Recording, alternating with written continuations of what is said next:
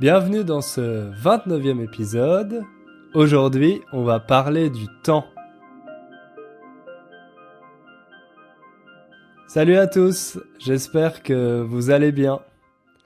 Comme vous pouvez peut-être l'entendre, je suis un peu malade. Vous vous demandez peut-être comment je suis tombé malade. Eh bien, le week-end dernier, je suis allé à Poznań. Pour ceux qui ne connaissent pas, c'est une ville qui est située dans l'ouest de la Pologne. Il y a un peu plus de 500 000 habitants et surtout, j'ai un ami français qui y habite depuis quelques mois. Donc, j'ai décidé d'aller le voir et de passer le week-end avec lui.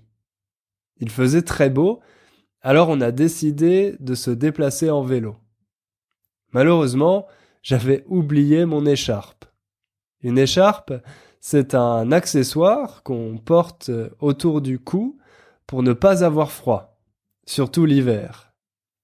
En faisant du vélo le soir sans écharpe, avec une température de 5 degrés, vous pouvez imaginer le résultat. Je suis tombé malade. Le nom pour ce genre de petite maladie qu'on attrape l'hiver, c'est le rhume.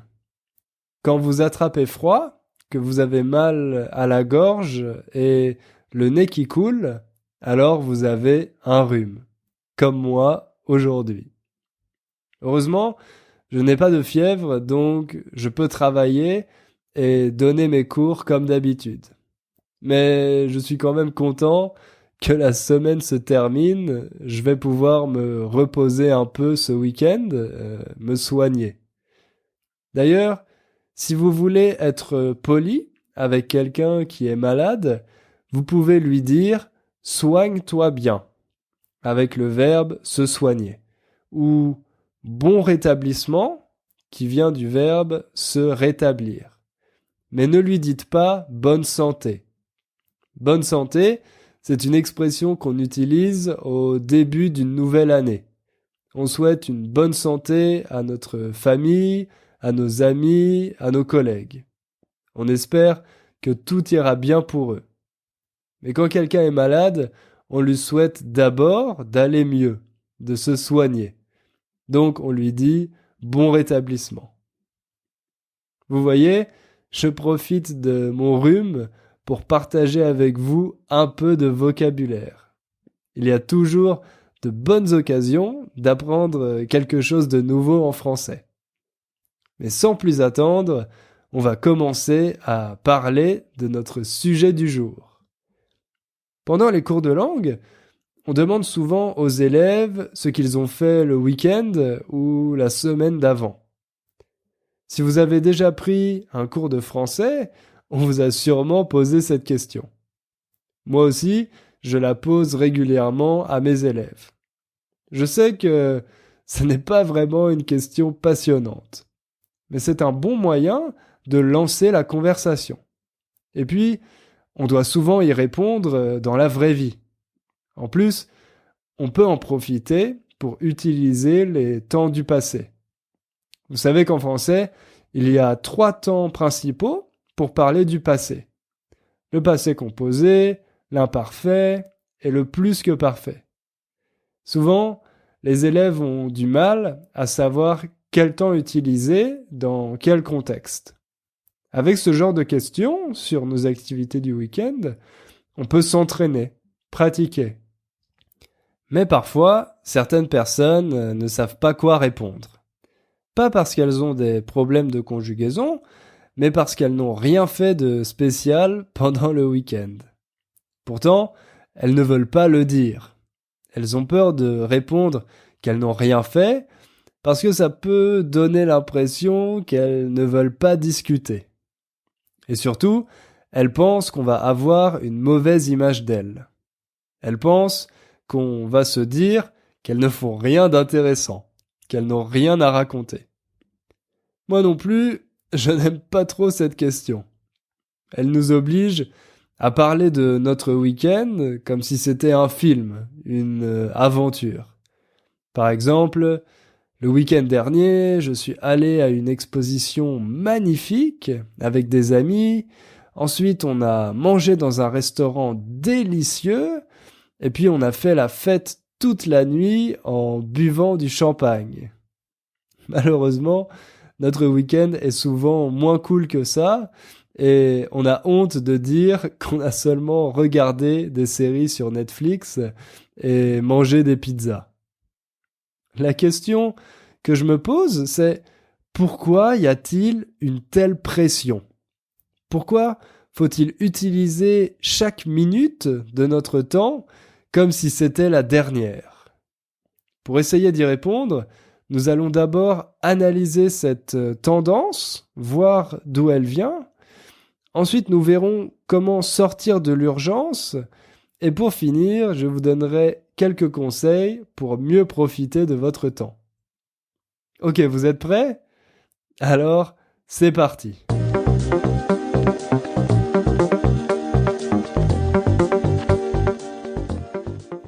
Il est 8 heures du matin. Votre réveil sonne. Vous restez au lit. 5 minutes plus tard, il sonne encore une fois. Maintenant, vous devez vous lever. Vous avez 10 minutes pour prendre une douche, 10 autres pour le petit déjeuner. Mais vous avez déjà perdu 5 minutes en restant au lit, alors vous n'avez pas le temps de manger. Vous vous dépêchez de vous habiller et de vous préparer. Vous regardez votre montre. Il est 8h30. Vous sortez de chez vous en courant car vous avez peur de rater le bus. Heureusement, il est en retard, comme vous. Mais sur la route, il y a des embouteillages. Finalement, vous arrivez au travail avec 15 minutes de retard. Pas le temps pour un café car la réunion a déjà commencé. Vous frappez à la porte et vous vous excusez pour votre retard.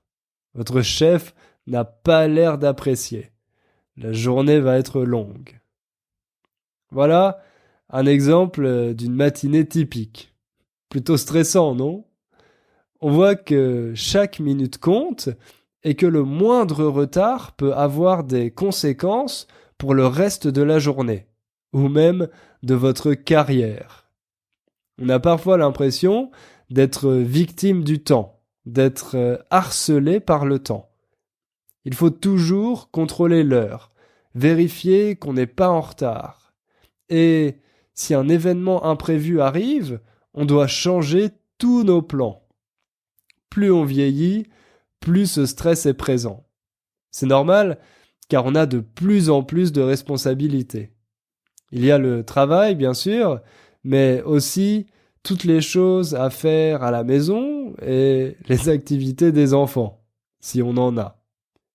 Quand la pression devient trop grande, on a envie d'arrêter le temps, de faire une pause, juste pour quelques heures. Mais c'est impossible, car le reste du monde continue de tourner. Et nous sommes en retard. Souvent, on a l'impression d'être plus occupé que les générations précédentes, d'avoir plus de travail ou de choses à faire. Même si la vie était moins confortable avant, on se dit qu'elle était plus simple. Pourtant, c'est faux. Par exemple, en France, le temps libre des Français a augmenté de 47 minutes par jour entre 1986 et 2010. Maintenant, les Français ont plus de 8 heures par jour de temps libre. Sur la même période, le temps consacré au travail ou aux études a diminué de 25 minutes. Alors, pourquoi a-t-on toujours l'impression de ne pas avoir assez de temps ? Quand on regarde le passé, on voit que la situation n'a pas toujours été stressante. Les premières horloges ne sont apparues qu'au XIVe siècle. Vous savez, une horloge, c'est un objet qui donne l'heure. On en trouve souvent sur les églises ou dans d'autres lieux publics pour que toute la ville ait la même heure. Avant ça, il était difficile de savoir précisément quelle heure il était. Alors, on se donnait rendez-vous tôt le matin, au lever du jour, ou au coucher du soleil, c'est-à-dire à la fin de la journée. La plupart des gens n'avaient pas besoin de mesures plus précises. Il n'y avait pas de métro à prendre, ni de séance de cinéma. Mais plus tard, avec la révolution industrielle, il a fallu commencer à indiquer le temps plus précisément. Les premiers trains ont fait leur apparition, ce qui a obligé les grandes villes à synchroniser leur horloge. Mais c'est surtout dans le monde du travail que la mesure du temps est devenue de plus en plus nécessaire. Jusqu'à la révolution industrielle, l'activité économique principale était l'agriculture. Donc, la production dépendait des saisons et pas vraiment des heures ni des minutes. Mais ensuite, les premières usines sont arrivées. Ces lieux dans lesquels on produit des objets en grande quantité. Pour être plus efficace, on a divisé la production en plusieurs tâches très simples. Depuis, chaque ouvrier a une tâche bien précise à réaliser. À force de répéter les mêmes gestes toute la journée, il améliore sa technique et produit de plus en plus vite. Malheureusement, ce n'est pas un travail très intéressant. Mais grâce à cette division du travail, l'usine peut fabriquer davantage d'objets. Et surtout, le directeur peut mesurer l'efficacité de chaque travailleur. Il peut savoir quelle quantité le travailleur produit en un temps donné, en une journée par exemple. C'est ce qu'on appelle la productivité. Cet indicateur devient essentiel dans les usines. Quand un travailleur n'est pas assez productif, on le renvoie et on en prend un autre qui est plus rapide. De nos jours, on mesure la productivité de presque toutes les professions. Pas seulement dans les usines, mais dans toutes les entreprises. On essaye de trouver des méthodes complexes grâce à l'informatique. Si vous travaillez avec un ordinateur, c'est très facile d'évaluer ce que vous faites dessus. Certains directeurs d'école voudraient même mesurer la productivité des professeurs. Personnellement, je ne pense pas que ce soit une bonne idée. Si on veut évaluer un professeur, il faut mesurer la qualité de ses cours plutôt que la quantité. Mais on préfère toujours mesurer la quantité parce que c'est plus simple. Vous vous demandez peut-être pourquoi les entreprises sont tellement obsédées par la productivité. Eh bien tout simplement parce que si elles payent un employé et qu'il ne produit pas assez, s'il n'est pas assez productif, elles perdent de l'argent. Évidemment, le temps de tous les employés n'a pas la même valeur. Celui du directeur est beaucoup plus précieux que celui de son assistant. Si on fait attendre le directeur parce qu'on est en retard, il y a de grandes chances qu'on va avoir des problèmes. Mais si c'est lui qui arrive avec 2 heures de retard, on ne pourra rien lui dire. On justifie cette différence en disant que le directeur est beaucoup plus productif. Il fait gagner plus d'argent à l'entreprise. Et il lui coûte aussi plus cher.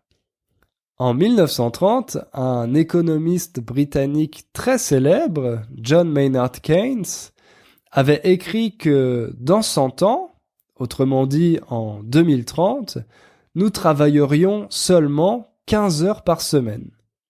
Il pensait que grâce au progrès technique et à l'enrichissement des pays, nous n'aurions plus besoin de travailler autant. Pour le moment, ça semble peu probable.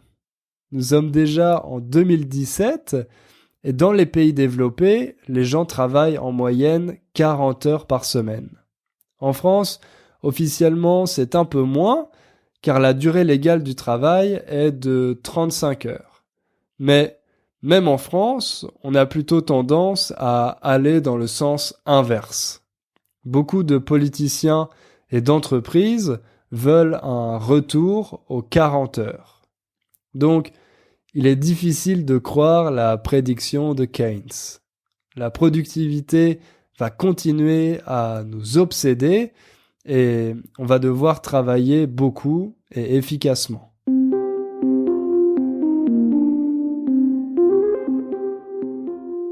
On a vu dans la première partie que le temps est devenu une obsession, en partie à cause du concept de productivité que les entreprises ont inventé. Mais le pire, c'est que maintenant, la productivité ne se limite plus au travail. On l'utilise aussi dans notre vie privée. On parle par exemple de week-end productif, quand on a réussi à faire toutes les choses qu'on avait prévues, comme faire les courses, faire du sport, voir une exposition avec ses amis, etc. Comme si on devait mesurer chaque moment de notre vie et ce qu'il nous a rapporté. Les gens se font aussi des to-do list. Oui, en français, on utilise le terme anglais. Au départ, c'est une pratique qu'on trouvait plutôt dans les entreprises. Chaque employé avait une liste de tâches à réaliser. Mais maintenant, on retrouve ces longues listes de choses à faire dans notre vie privée. Payer les factures, faire le ménage, emmener son costume au pressing, s'inscrire à la salle de sport, etc.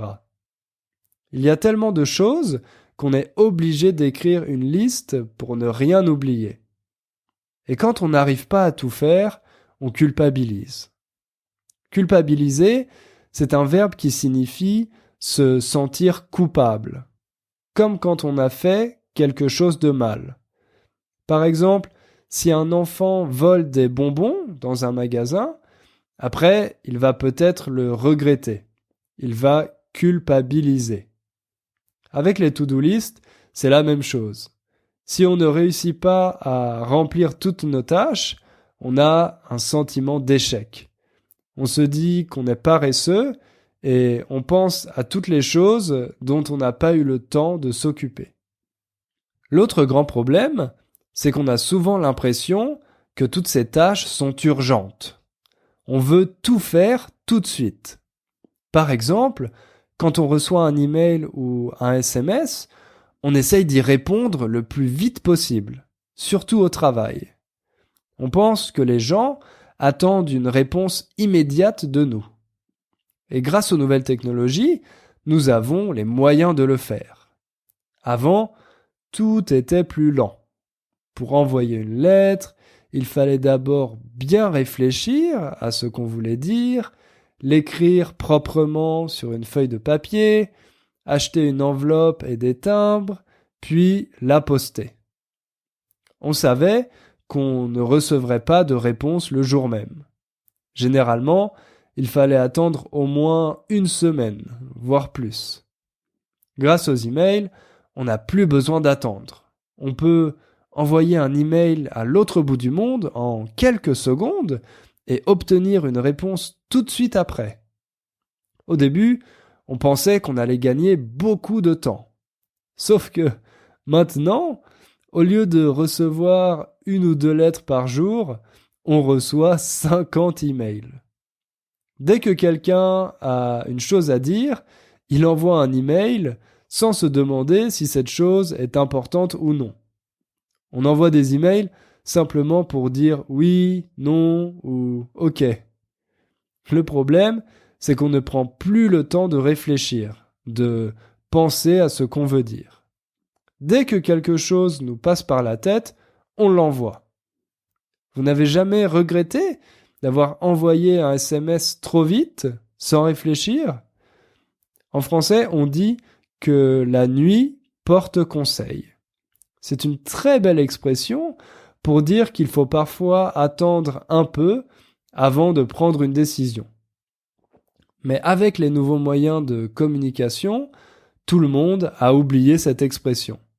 On ne prend plus le temps de réfléchir, car le temps, c'est de l'argent. Alors, comment faire pour sortir de cette logique ? comment arrêter de culpabiliser pour toutes ces choses qu'on n'a pas le temps de faire. Le secret, c'est de distinguer les choses urgentes et les choses importantes. Notre cerveau est programmé pour réagir aux urgences. C'est pour ça que nous sommes tellement accros, que nous avons cette addiction aux emails, aux SMS et aux notifications sur notre smartphone. Quand on reçoit une alerte, on réagit immédiatement, presque comme un réflexe. On ne prend pas le temps de se demander si cette chose est importante ou non. On y répond directement. Vous savez, au travail, la plupart des emails sont considérés comme urgents. Dans l'objet, tout le monde écrit urgent en majuscule. Il faut respecter les dates limites, les délais. Comme si la survie du monde dépendait d'une facture ou d'une présentation PowerPoint. En réalité, toutes ces choses ne sont souvent pas très importantes. Leur valeur ajoutée est relativement faible. Elles nous donnent juste l'impression d'être occupés. Paradoxalement, on a tendance à ne jamais faire celles qui, au contraire, sont vraiment importantes pour nous. Par exemple, on veut commencer à faire du sport car on sent que ça sera bénéfique pour notre santé, pour être en forme. Mais on ne le met pas dans notre agenda parce qu'on pense qu'on n'a pas le temps pour ça. On attend en se disant qu'on trouvera peut-être un moment pour le faire plus tard. Toujours plus tard. C'est dommage, non? Mais notre cerveau fonctionne comme ça. Alors, comment faire pour changer cette habitude? D'abord, il faut supprimer l'urgence. Par exemple, n'allez pas sur votre boîte mail dès que vous recevez un nouvel email. Choisissez un moment pour répondre aux emails et ignorez-les le reste du temps.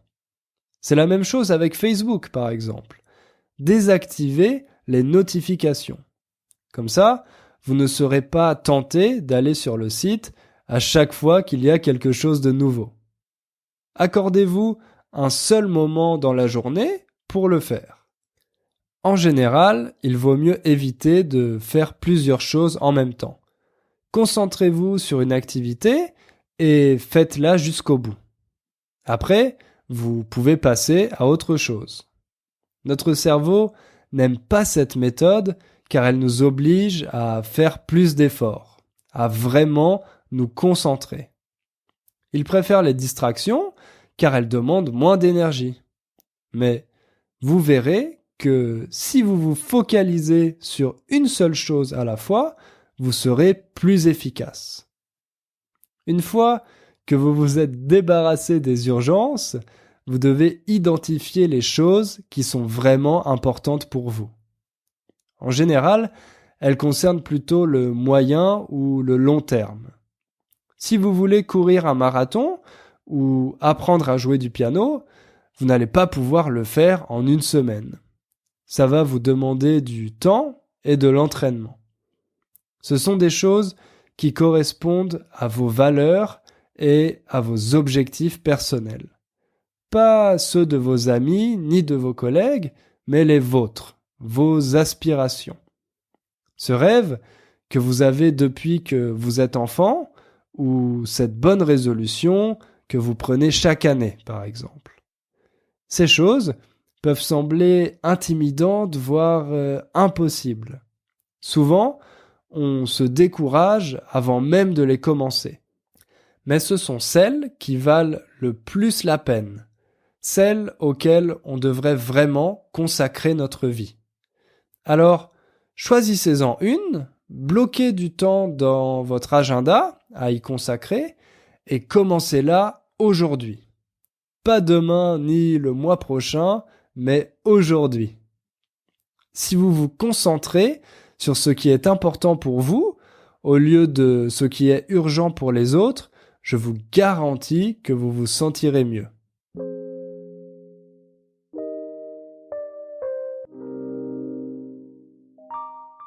Après tout ça, il me reste encore un conseil très important à vous donner. Ne faites rien. Ça peut sembler un peu bizarre, mais il faut savoir sortir complètement de cette logique de productivité. Prévoir des moments, un après-midi de week-end par exemple, pendant lesquels on ne fait rien de particulier. Ça permet de nous détendre évidemment, mais aussi de développer notre imagination et notre créativité.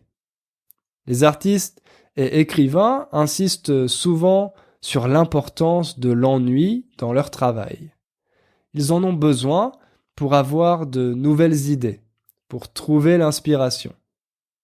Il y a une expression française qui dit « prendre du recul » et qui signifie prendre de la distance pour mieux comprendre, mieux analyser quelque chose. Quand nous vivons dans l'urgence, nous ne pouvons pas prendre de recul. C'est pour ça qu'il est important de s'ennuyer. Mais il existe aussi une autre raison. C'est le neuropsychologue Francis Eustache qui va vous en parler.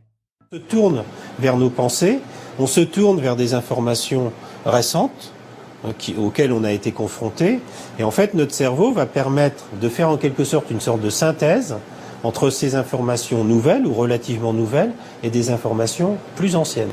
Donc c'est un des temps indispensables à la création de notre autobiographie.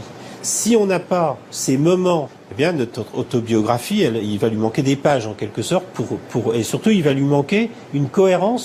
Vous voyez, il explique que notre cerveau a besoin de ces moments pour lier les nouvelles informations et les anciennes. Autrement dit, pour prendre du recul par rapport à notre vie et mieux la comprendre, pour écrire notre autobiographie.